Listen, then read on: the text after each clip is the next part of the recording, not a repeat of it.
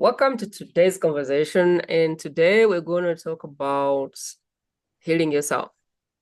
I have heard before that we're all healers. There's always like a healer in all of us, but I didn't understand it started to be in the spiritual world. I didn't understand that I had the ability to heal myself. So what we're going to talk about today is healing yourself. If you've been on meds, like my mom has been on meds for 25 years, chances are the medications have turned around and made you more sick, which I can see from just looking at my mom. She started meds 27 years ago, and now when I look at her, she's the result of the medication. She's not even ill anymore. She's just suffering from like the repercussions of medication. Now, don't get me wrong, I like the doctors and I like the hospitals and I like all the emergency facilities they provide. But I also understand that sometimes that route can really be something that ends up in a place that you don't like. And I'm very interested in my guest today because she has an alternative to that. What if there was a way to heal without being on 24 tablets like my mom is today? What if there was a way to heal yourself? I'm very keen with this guest today, one of our best kept secrets, because she has a background in medicine. She was a registered nurse. So she did that for a very long time and then crossed over now to the side where she's helping people heal themselves. So she has a very good blend of the medical side and the healing side, which gives us a very interesting character because she understands the system and now she's out of the system. Before I get ahead of myself, I want to introduce you Sarah Dawkins, the creator of Heal Yourself, who's going to be talking to us about all things healing yourself, all things listening to your body, all things becoming your own doctor, if I can say that. So tune in if you know anyone who has chronic illness, anyone who needs to listen to this conversation. Now is the time to press share and have them sit with us because the only way that Sarah Hopkins stop being a secret is if we press that button and use the share button. Pull your stool, pull your tea, and let's have a conversation. Sarah, welcome to the show. Thank you, Prima. It's lovely to be here with you. As I was doing my intro, what did I leave out that is so key to the work you do that without that part, we would be building on sound? What did I forget to tell the listener right now about the work you do, who you are, and how you came to this point? What did I forget? That I don't think you forgot anything. I help people who want to get off medicines. I help people who don't want to start medicines, and I help people who want to stay healthy and don't want to get sick. Can you explain to me the extent to which you do this work? Is it this is preventive? I don't want to be sick, so I'm going to use healing to heal myself. Is it I've tried everything else and I can't seem to find something that works? Or is it I am in this kind of medicine, but I also would love to know how I can heal myself? Like what is the place where you play the most? Like who are your people? Most of my clients tend to already be sick and be on medicines. So they are looking to heal themselves and come off the medicines. I do have a few clients who have a diagnosis and don't want to start medicines. And I've had also a handful of clients who don't want to get sick. So they are being proactive, looking at what they can do for themselves to stop themselves getting sick. So it's all the whole length of that spectrum from being healthy and staying healthy along the spectrum of getting sick and becoming chronically sick. What drove you to this work? I'm just curious. Like, what's the story? So as you've rightly said, I was a registered nurse for 20 years. But during my journey, one of my nurse colleagues, actually questioned my use of pharmaceuticals at home. That's how we heal. That's how I was raised. When you're sick, you go to a doctor, you get a pill, and you're healed. So I went off and did lots of research and started finding people who'd healed themselves, started seeing that with small lifestyle tweaks that we can change the impact on our own health, and that being proactive, we can do a whole range of different things to stay healthy. But those things are also the things that we do to heal as well. The four pillars of health, as I've devised, the physical, the mental, the emotional, and the spiritual, we need to address all of them to not just stay healthy, but also to heal ourselves when we're sick. I like that you're touching about the four pillars. I think you call them the four pillars of health. And you say everything is connected. I would like you to kind of dig a little bit deeper and enlighten us about how everything is connected and how these pillars actually work. How is my physical, emotional, mental, spiritual connecting to my chronic illness? Can you help me understand that, Sarah? Yes, yes. We are a whole human being full of systems, and every system is interconnected. Our mind is connected to our body, our heart is connected to our circulatory system, which is connected to our lungs, and our every organ, every vessel, every muscle, every bone, everything within us is connected to something.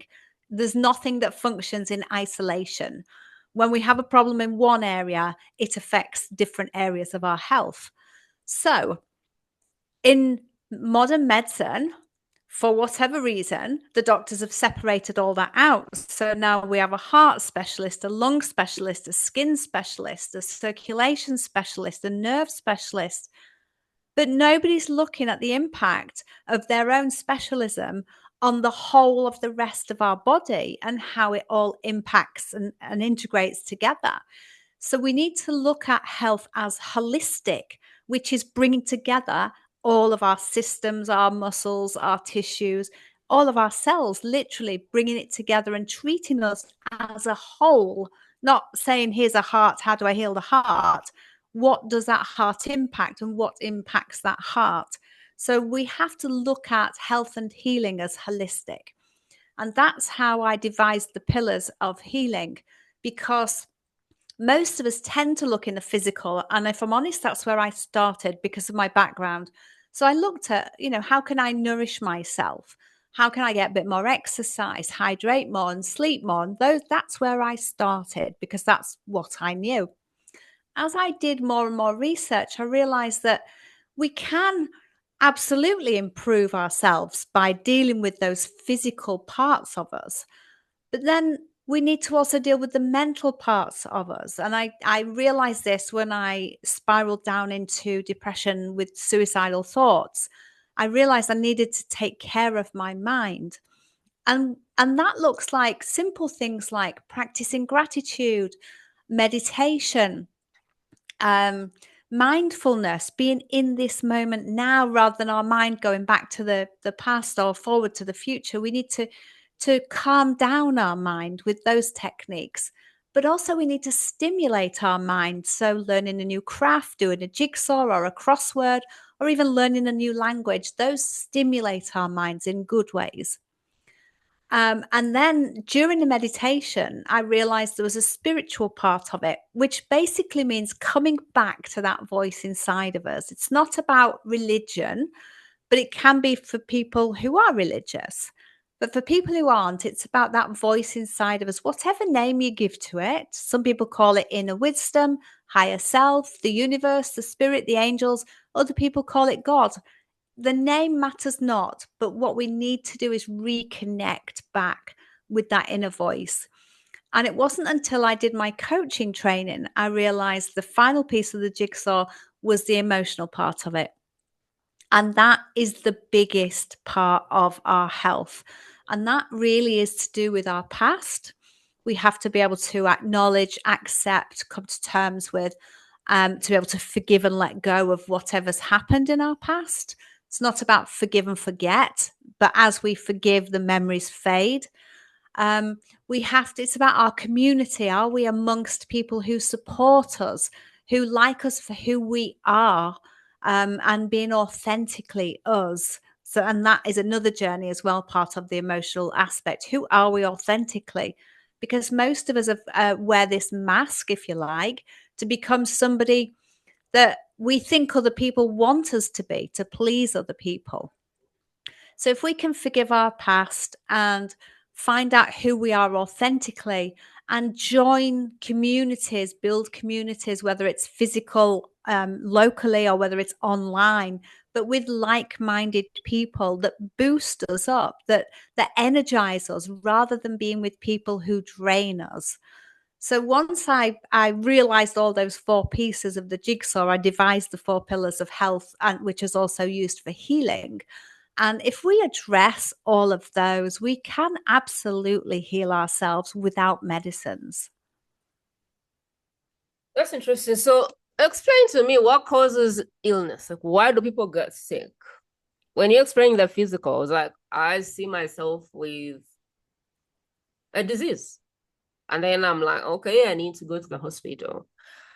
But you're saying maybe what's causing that is the mental, like what's happening in your brain. Maybe it's the emotional part. Maybe it is the spiritual part. So what causes chronic illness in your world? Like, how do you see chronic illness? What brings it, or what makes it worse? Or what are we missing? Where's it coming from? Yeah, like what are we missing with like just chasing the old, like the traditional way of doing things and taking tablets, and then now I have cancer, now I have this thing. Like, what are we missing in that process?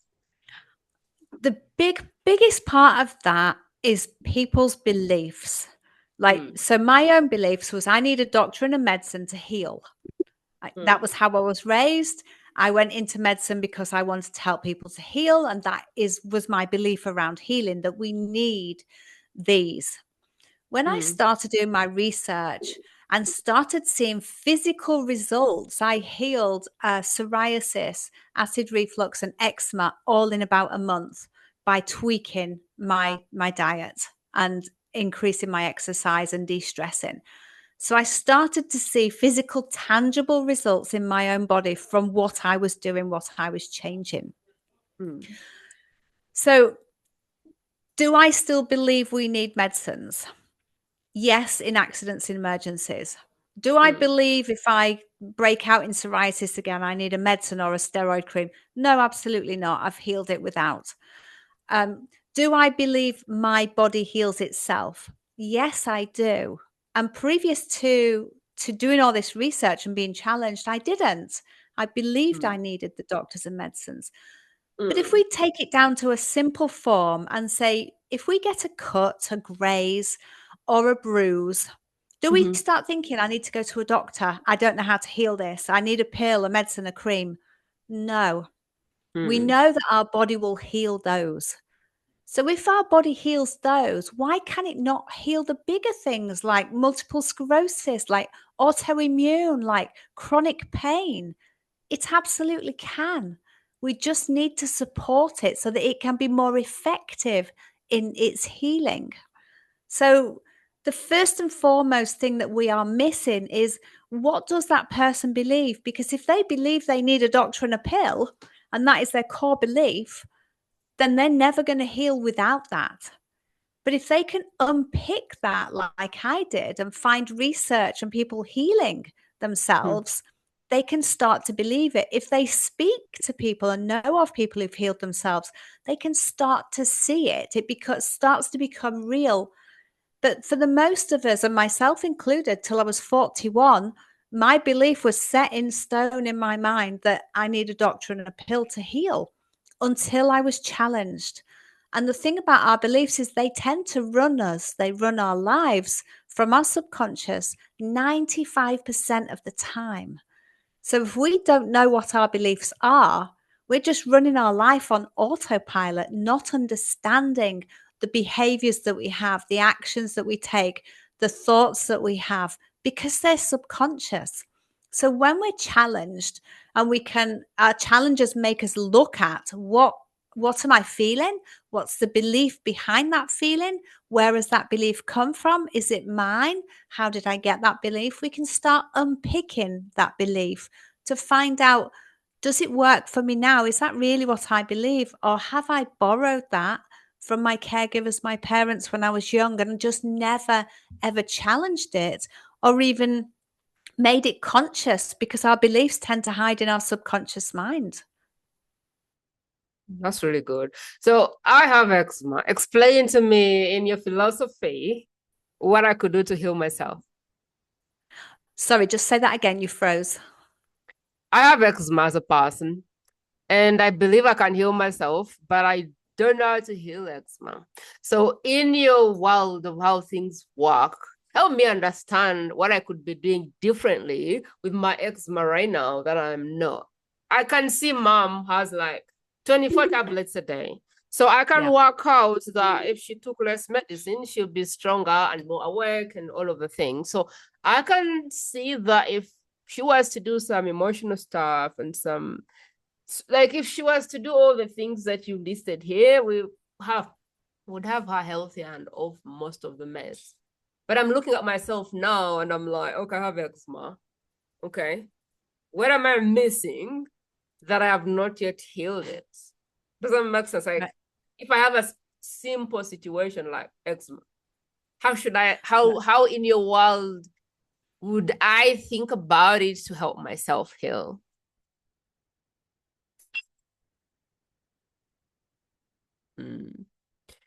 Let go of owning it. It's not your eczema. A lot of people say my eczema, my diagnosis, my depression, my fibromyalgia. It's not ours. When we say that and call it mine, our subconscious mind goes, oh, it's mine. I don't want to lose it. I'm going to hold on to that tightly. So that stops us healing it. So if we can let go of the owning of it. So it's you have eczema, you don't own the eczema. And then we need to look at what is the message behind the symptoms. Why does your body need to produce eczema? What is going on? And part of an underpinning of eczema is dairy. Dairy and gluten feed eczema and psoriasis and skin problems. Part of it also is liver function. The liver is a bit sluggish. But there's also a message in the eczema. What is it? Why does your skin need to erupt and then itch to make you scratch? What is the message in that? So there's emotional work to do. Emotional work to do around the message, and there's physical work to do around nutrition to stop feeding that and to support your liver.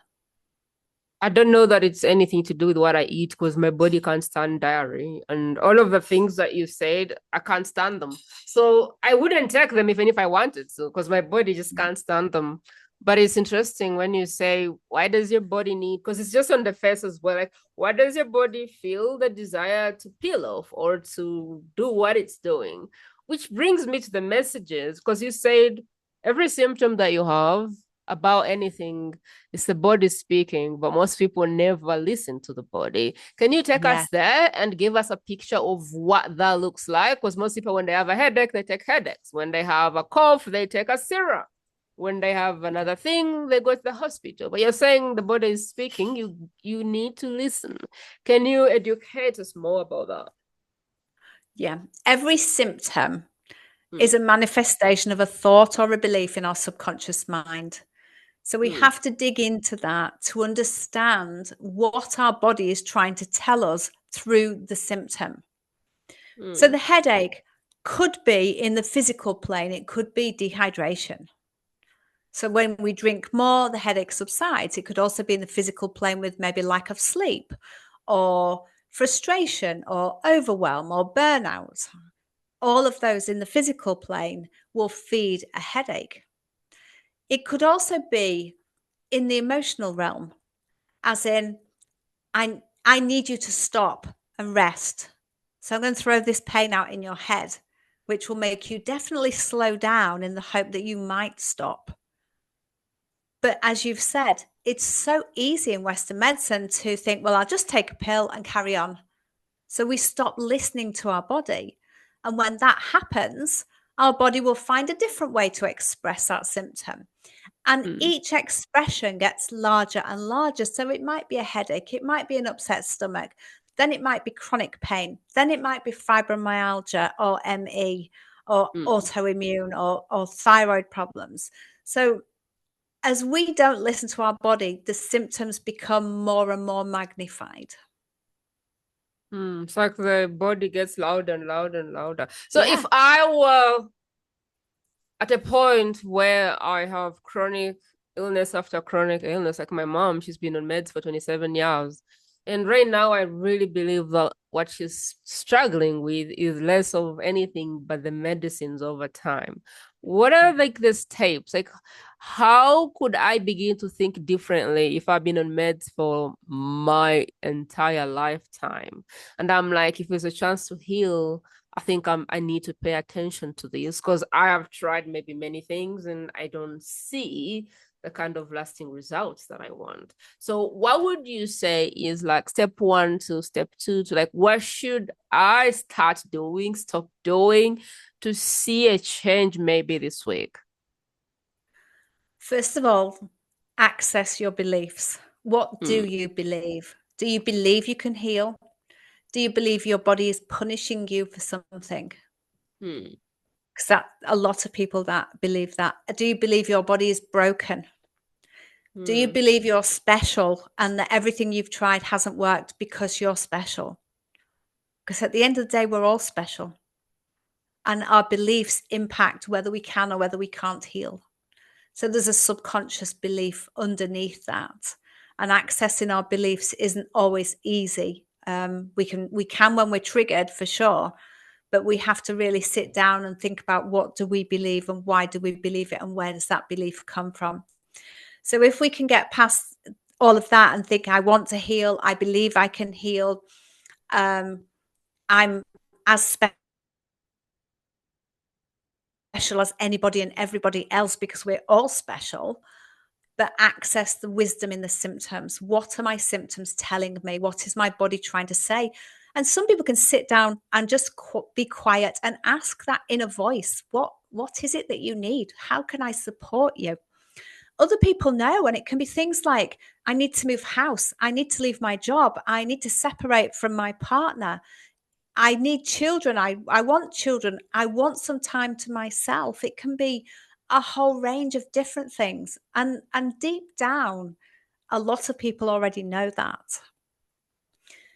But then it can be more subtle, like, I need to be heard. I need to be seen. I need to be valued. And that's coming from the emotional aspects of whatever happened in our childhood that we built walls around ourselves and coping mechanisms. So it's trying to understand our body. And the other thing is we can't fight an illness. You hear people saying, I'm fighting this disease. I'm a wellness warrior and I'm struggling and using like war type words. And if we use those war type words, again, our subconscious mind thinks we're at war. So we'll propagate that war because it's listening to us. We can only heal from a place of love. And for some, loving themselves is challenging because they might never have felt love in their life. They might not know what that looks like.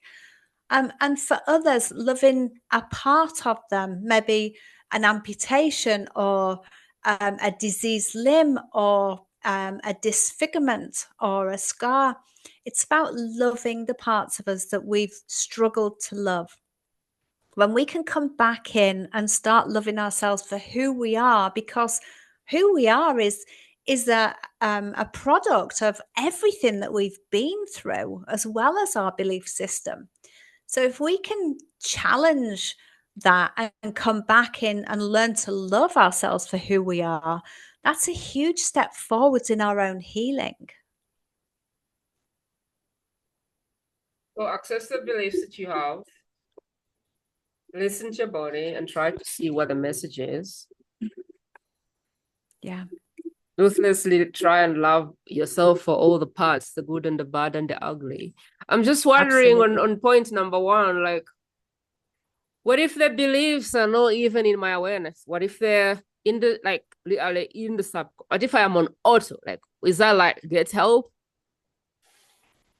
If for a lot of people, they're on autopilot and they're not sure what their beliefs are. So it's when I'm working with clients, I just have a compassionate conversation around themselves, their upbringing, their life, and quite often their beliefs will come through in the way they tell their story.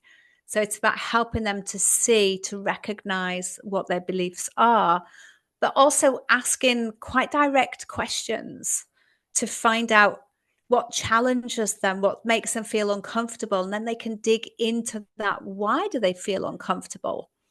And support them in a loving, compassionate way.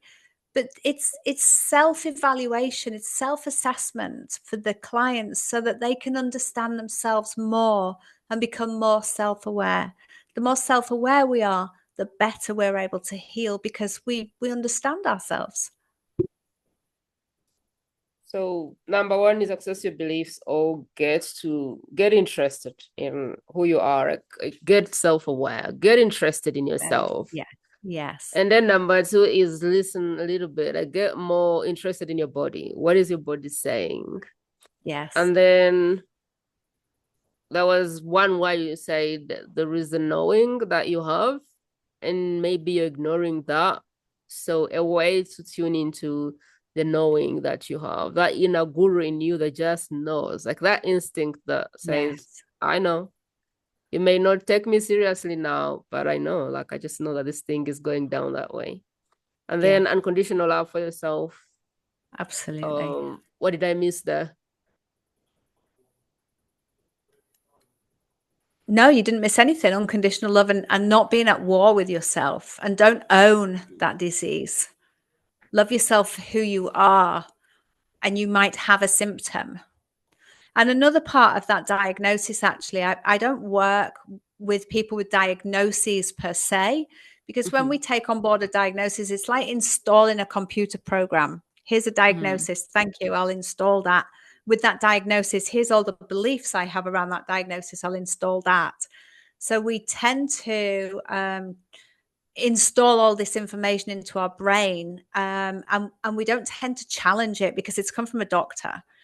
So if we can just look at the symptoms rather than the diagnosis, what symptoms do I have in my body, and let go of the diagnosis? So like eczema, for example, I have a rash, I have an itch, my skin is dry and flaking. Don't name it, just look at what is the symptom. And then you can look at what is underpinning that symptom. Why does my body need to produce that symptom? That's interesting. What else did we miss out that is so key to this conversation, Sarah?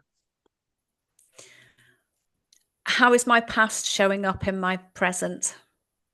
And that is the emotional aspect of it, because quite often there's an element of I'm not worthy, I don't feel seen and heard and validated, I haven't got the confidence, I'm too much, I'm too loud, I'm too quiet. All those things we think about ourselves is quite often it's the ideas have come from our childhood. When we berate ourselves in our head and tell ourselves off and call ourselves names, yes, it's our voice in our head, but actually the words are from our teachers, our caregivers, our parents when we were young. So assess the words that you're using about yourself to yourself. The beliefs you have around who you are. I've had people saying, I'm a failure, I am these things, I am these things. In the same sentence, I've had people saying, I'm a fighter, I'll fight the disease, which is like, don't fight. That's what you're saying, that don't fight the disease. Okay. No. What else have we left out that is so key to healing yourself that people need to hear? Being able to forgive. I know I've touched on it, but being able to forgive the people in your past. Mm.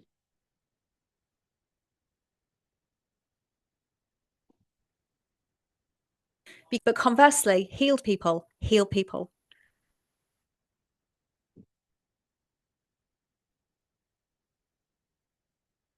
Because when I suffered from depression for 3 years, I was such a victim. I'm like, look at me, look at what's happened to me. It's all those people's faults. They've done this to me. They've put me in this awful place. And I sat in that because I didn't know.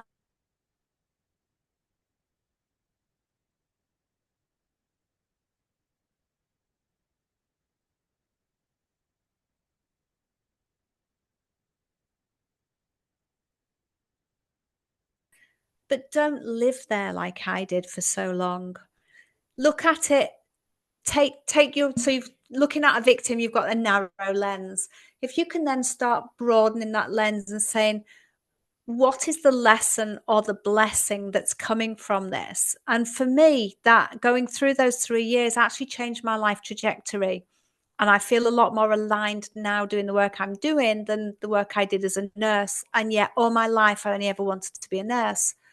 And that was why I went into depression, because I was not feeling at ease. The job I was doing didn't feel like it was nourishing my soul like I thought it would. So understand what it is that you really want and what the lesson, the blessing, the messages in the symptoms. Why are they showing up in your body? And be really honest with yourself. I like what you're saying, because it's really saying choose curiosity over victimization, choose curiosity over blame, choose Yes. curiosity above all, because curiosity can heal all. So I really like what you're saying, because there's a lot of things that we may or may not know, and choosing curiosity and awareness and saying, okay, I want to be interested in myself and how I am showing up and what may be causing that. I think it's a very powerful mental flame to be in, because we don't even know. Some things happen and we never know until we're like, okay, I don't know everything. I'm very curious. Why am I triggered by that? I'm very curious. Why do I have that identity? I am very curious. Why did cancer choose me? Like, I am very curious. Why is this person showing up? Instead of saying, oh, that guy and that guy and that guy, maybe it's like, all right, Prima, like, why do you seem to have issues with men? You know, like taking the ego out of the equation and saying, all right, Prima, like, why? Yeah. What's the common multiple factor here? Let's take a look in the mirror. I think it's very hard, though, to do that. It takes some level of, I don't know what, to just sit and look in the mirror and say, I am the Can we say solution to this challenging? problem. Sorry, can we say challenging rather than hard? Because if our Yeah, subconscious mind hears hard, it's like, oh, that's way too hard. I'm not even going to try that. But I if know. we Like, I say think, it's yeah. challenging to do that, well, we can overcome a challenge. See, I'm now getting mental reframing. I think it can be challenging to look in the mirror and say, Prima, you are the solution to all these problems. And not Yes. blame anything else, anybody else, any really cool. Tell me about the book. I know you've written a book. Tell me more about the book and where we can find it. Thank you. So my book Heal Yourself started with my own journey because, for 41 years I lived in the medical model. So suddenly I started changing my beliefs, finding people who'd healed, seeing people who'd healed, which helped me to change my beliefs. And on my own healing journey, I healed a whole lot of different health problems that had been ongoing on and off for my whole life. And I wanted to help other people to see that it was possible, like myself, because it was so mind blowing. And I did that. And then this little voice on my shoulder said, "Who are you? You're not an author. What do you think you're doing?" So I put it away for 5 years because that voice was quite powerful. And one day I woke up and like, so this book has got to be written and it's got to include lots of other people who've healed lots of other health problems. So I reached out on the internet and social media. People have healed motor neuron disease, or ALS as they call it in America, multiple sclerosis, a wide variety of autoimmune, allergies, asthma, chronic pain, a whole range of different health problems. And they've all healed them naturally themselves without pharmaceuticals. I've got a couple of people who were on pharmaceuticals that finally stopped. I have people who've healed cancer, who've healed Lyme, and they all write how they've healed. And for me, it's about helping other people to see that, do you know, you can heal yourself. We have all healed ourselves. It's, if we can do it, it's possible for you too.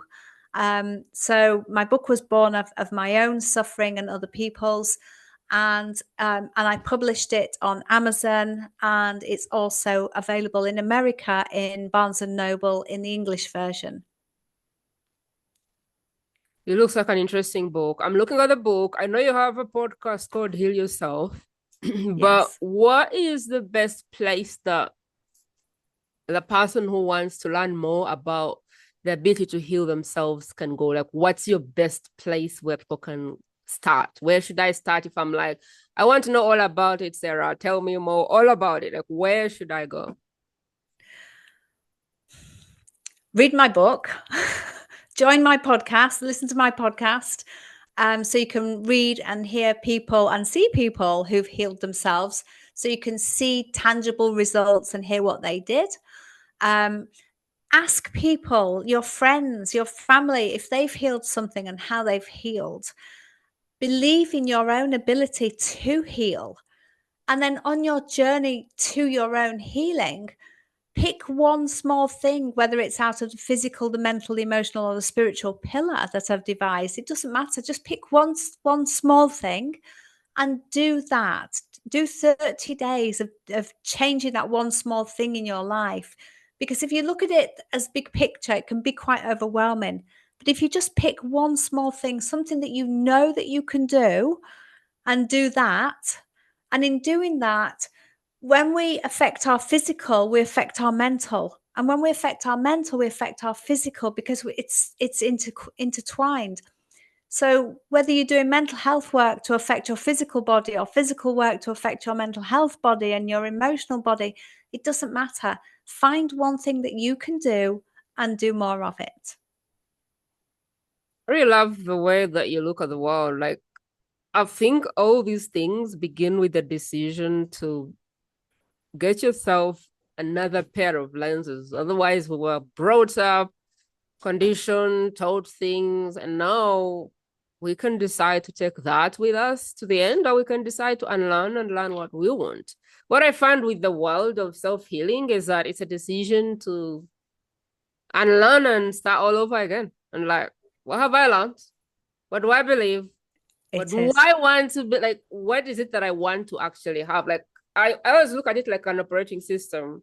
So there's an operating system that has been put, configured in our bodies from our mom, our teacher, our surroundings, our society.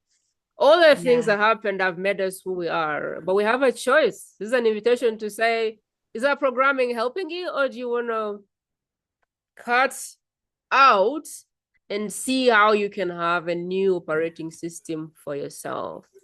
I really appreciate you coming on the show, Sarah. What is it Thank you.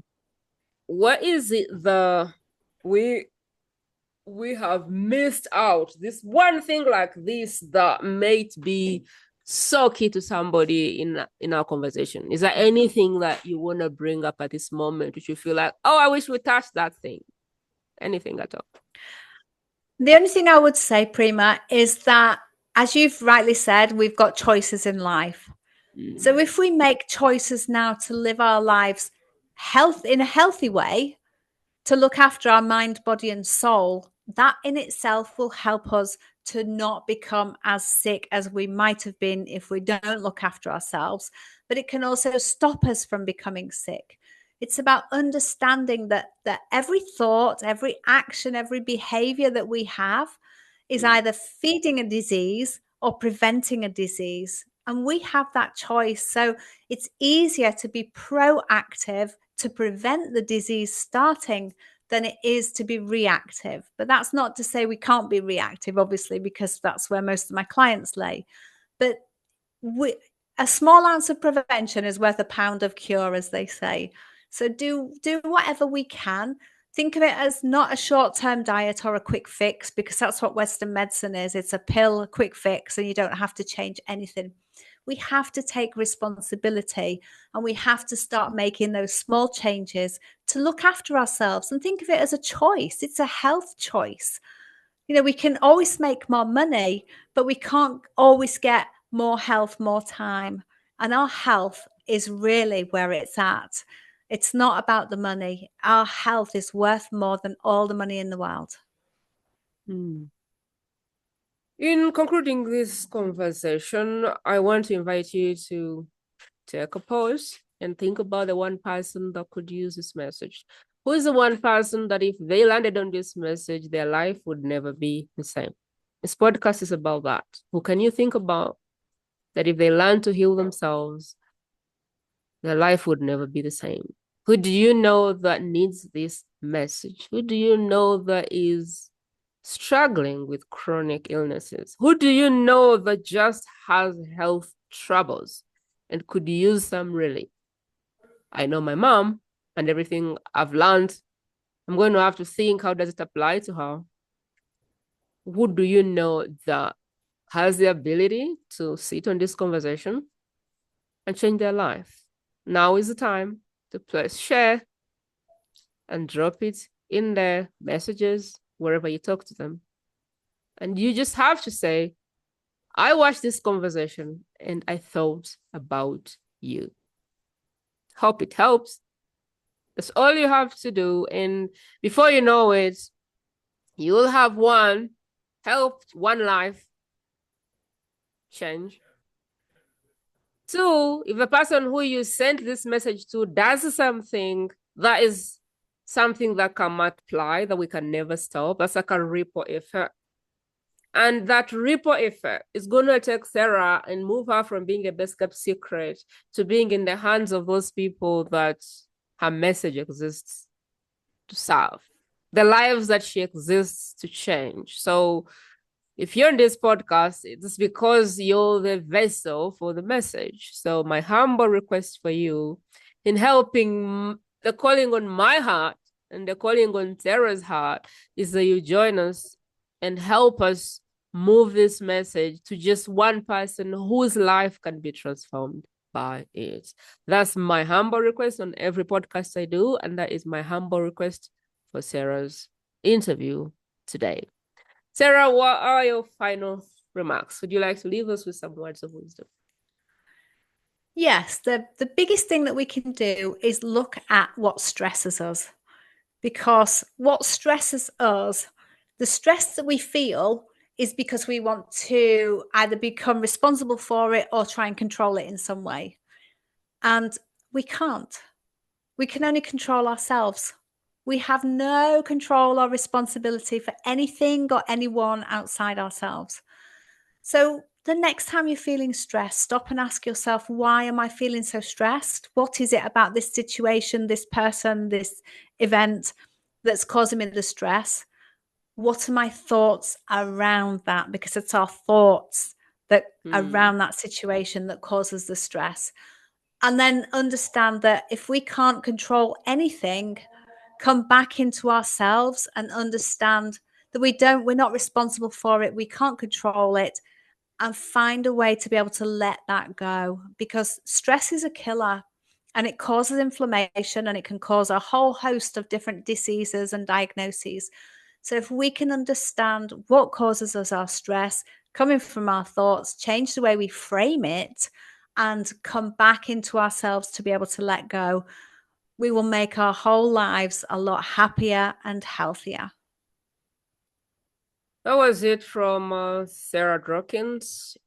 If you would like to connect further with Sarah, grab her book. I see it's in many languages. So I'm sure that wherever you're listening from, there will be a book in your language. Heal Yourself from Sarah Dawkins. She also has a podcast called Heal Yourself. So wherever you are, I don't know what platform you're on, Google her, Sarah Dawkins, Heal Yourself. See what comes up. Appreciate you showing up. Appreciate you taking the time to make yourself better.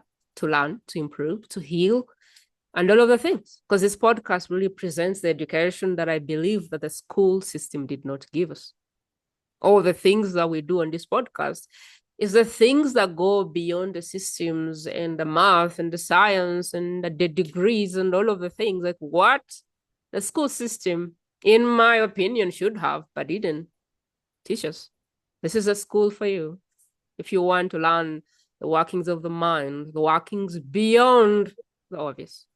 And I want to celebrate you for your curiosity and for being on the show and for sharing these messages. I appreciate you, and I'll see you another time. Thank you, Sarah, for being our guest. We appreciate you. And you.